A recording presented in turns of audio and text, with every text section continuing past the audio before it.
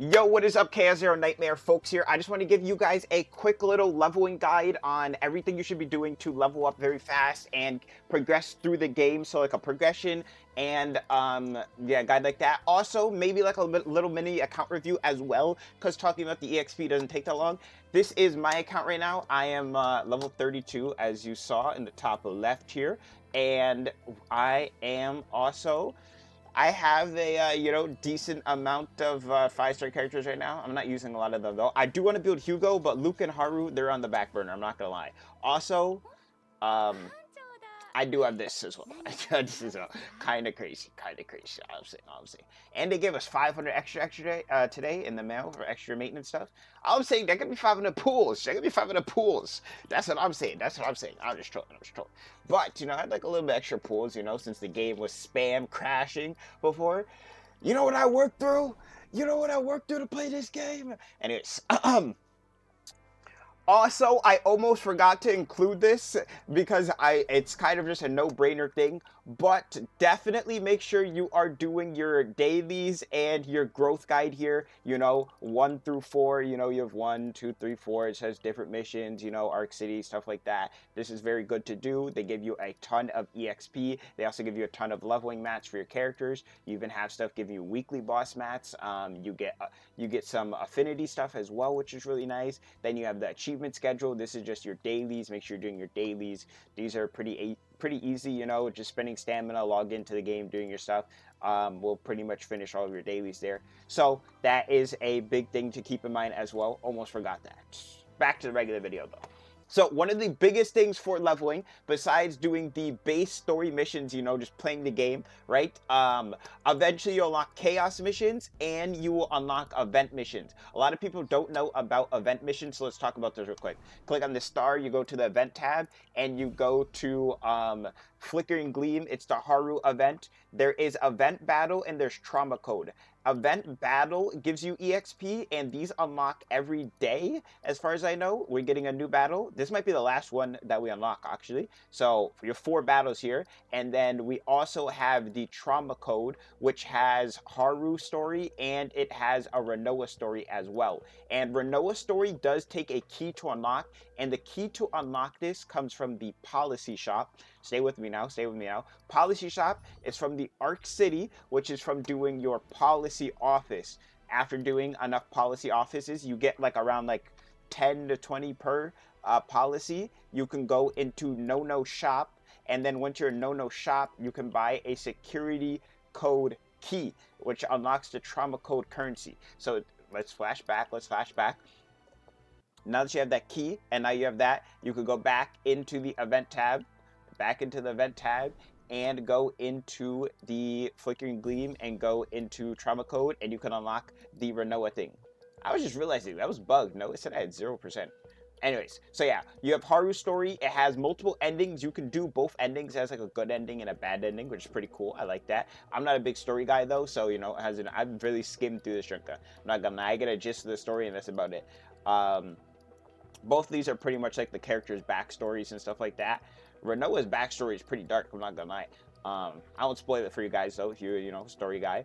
I still need to finish this anyways. But yeah, so these will give you a ton of EXP. Next things you can do for a lot of EXP is chaoses. All of the chaoses give you a fat amount of EXP for your first time clear on all of the difficulties here. So I just unlocked difficulty 4. That's even more EXP, but you get EXP every single time you go through all of these, and each one gets more difficulties. Difficulty 4 comes from being level 30. Difficulty 3 comes from being level 20. So yeah, you get City of Mist also at level 30, and you get Swamp of Judgment at level 40. I'm assuming you get one more at level 40 here at Unconfirmed Chaos. But yeah, level 20 for City of Mist, level 30 for Swamp of Judgment. I don't know if I said that right earlier. I'm hearing it back in my head. I feel like I said it wrong. Also, after you finish a Chaos run, you have this loot certification card. As far as I know, these are a weekly reset. If you played HSR, these are like the Sim Universe claims, and at the end you get rewards. Now, I have learned that the difficulty 4 rewards do give you gear drops. So if you want to save it, I wouldn't save it this week if you're not going to hit level 30 before the end of the week and you can pull off a chaos run. But if you can wait till you get level 30 this week to do chaos runs and then do level 30 runs, you will be able to get gear drops. The gear is what you unlock at level 25. It is called the memory fragments. So there's like a couple they gave for free. I don't even know where they came from. But as you can see, I have these new on them. I haven't even checked them yet. I got these from my first difficulty 4 claim on Chaos there. So yeah, that's something to keep in mind. And all of them have, like, I'm guessing different gear sets and stuff in them. So yeah, that's a big thing for EXP as well, and progression. Another thing for progression is obviously spending your Aether, which is just your character's stamina, your resin, you know, whichever you want to call it here. I personally have been doing a little bit of recharges, and then some of these, the cheap ones, you know. I am free to play, but they've been giving us a lot of rewards, and I don't care for Haru, and I already have Haru, so it's like, you know, I'm like, I just want to progress really fast. That's just me, though, you know. If you don't want to progress that fast, you can just stick to using some Aethers, you know, every here and now. I'm assuming eventually there's going to be a point where you could use all of your Aethers to farm, like, gear. That's usually what these games have. They have, like, a threshold for gear where you start unlocking, like, the highest rarity of the gear, and then you can have all your Aethers for when that comes out on that day.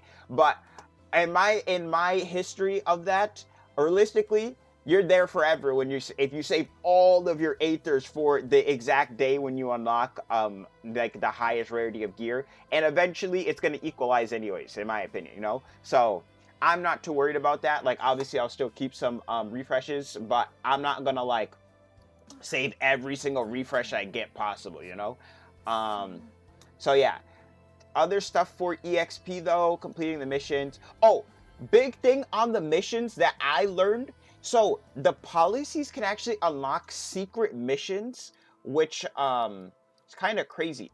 I don't know which one it was, but I had Haru unlock a secret mission for me. I think it was in chapter 3. I don't know if it like has a history and says like it was unlocked by Haru. I think it was this one. One of these missions, Haru unlocked for me, and I didn't normally have it, which I was surprised about. Like, I finished a policy, and after I finished a policy, it said Haru unlocked a story chapter for you. I don't know if you guys have had that yet, but I had that, and it was 2 missions, I think, 1 mission, and that gave me EXP as well. But yeah, besides that, you know, progressing to the story give you. After you get to level 20, I think you unlock the hard mode for the story. I don't know where the slider is for that. Oh, it's in the battle missions. Yeah, battle mission. This might have been what she unlocked for me.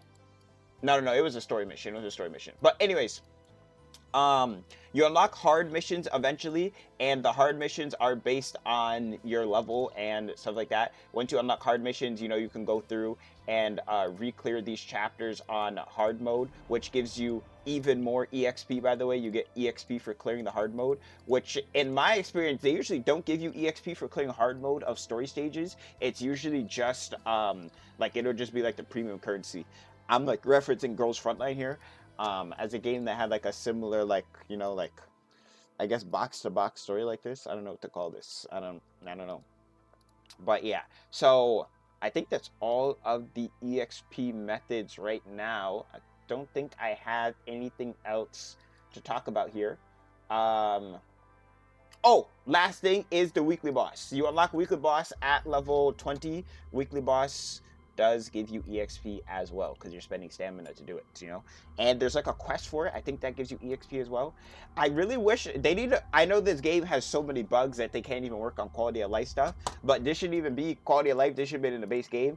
If you see this right here, available loot should tell you how much you're going to get without me clicking on it or anything. It should say you're going to get 1 to 2 of this, 3 to 4 of this, 5 to 6 of this, 7 or 8 of this, you know, 6 to 7 of this, you know, 100 to 2,000 of this, you know. Like, I feel like that should be on here, no? Another thing is the game defaults on your lowest difficulty sometimes, which is really annoying. I don't know why it does that. But yeah. And just overall, for leveling your characters, I already talked about the chaos, but it is very good. If you have a run on your characters that's not that strong and you want to complete something in the game, you could use your save data for just about everything in the game except for chaos. So if you have a bad save data, go back in that bad boy. This game's a roguelike, you know? You can get another, you know, juiced up run, and you can get a really good chaos run going right there. Yeah. I think that's actually all I want to talk about, though. My account, though, like I said, I already showed my combatants. You know, I'm running Calipe, Tracer, and Mika mostly here. And I did unlock the endgame mode in Simulation, which literally looks like MOC. But what I was surprised about the base in hyperspace, even though it is MOC and it's turn-based, it's not turn-based. Actually, it is turn-based, like as in you have a certain amount of turns to clear it. But I was gonna say, like, there's like a timer on it technically. Like, you know, there's a you have a certain amount of time to clear it. But this is a turn-based game, so it's turns is what they use as their criteria. And I got up to 6. I didn't even try 6, but I could probably clear 6. I didn't go back and clear all these. The crazy thing about this being a card game for its end game is if you get a bad like opening hand, you can't just reset and just go get a better starting hand, you know? Or like your second hand is really bad, you try to get your first and your second hand really good. But what I was going to say is you can actually use your save data in here, which is crazy. So this actually is still going to be based on the chaos. I kind of like that. I thought this was just going to be the classic, you know, eventually just whatever rate up character is going to be the best in whatever the current MOC is. But that's technically not the case if you have the save data, because then there's still a little bit, you know, a finesse on it. It's like, okay, I got this really good character build, so now I'm going to put them in the endgame mode and try them out in there and see how they perform, you know? So that's a nice little, just a nice little turn on it. It does have like a buff and stuff. This also has its own individual shop as well, which you can buy a 5-star partner. Really nice. Yeah, besides that though, I think that is all of the stuff for progression here. That is, yeah, it's about it. If you have any questions, let me know down below. I think I addressed everything, but if there's, you know, you have questions, something like that, let me know. I'm going to keep covering KS0 Nightmare for sure. I've been loving this game. I also plan on covering Duet Night Abyss, so if you plan on playing that game as well, I will be there. I will be there, and I will be square. Know what I'm saying? Anyways. Yeah, hope you guys enjoyed. See ya. Tressa Nation, stand up, and